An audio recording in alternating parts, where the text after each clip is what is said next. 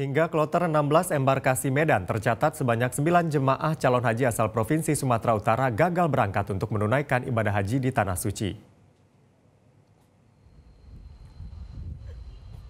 Hal itu disampaikan oleh Kabid Haji Kemenak Sumut Zulfan Effendi usai menyambut kedatangan kloter 17 yang baru tiba di Asrama Haji Medan.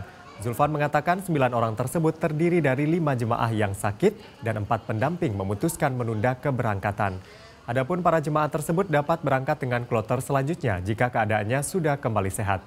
Zulfan juga mengimbau para jemaah agar menjaga kesehatan dan fokus beribadah, mengingat cuaca di Tanah Suci mencapai suhu 45 derajat. Hingga saat ini embarkasi Medan telah memberangkatkan sebanyak 5.634 jemaah atau 65,33% jemaah dari total 8.624 jemaah asal Provinsi Sumatera Utara melalui 16 kelompok terbang. Saat ini tersisa sebanyak 2.990 jemaah atau 34,67% yang masih menunggu keberangkatan ke Tanah Suci yang tergabung dalam 9 kelompok terbang embarkasi Medan.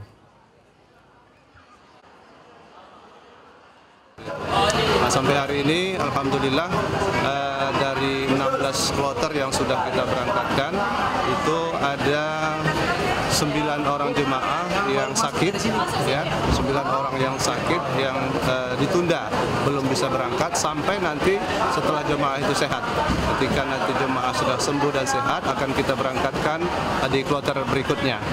Dari 9 itu 5 orang jemaah kita yang sakit, ya, dan 4 orang pendamping. Jelajahi cara baru mendapatkan informasi. Download Metro TV Extend sekarang.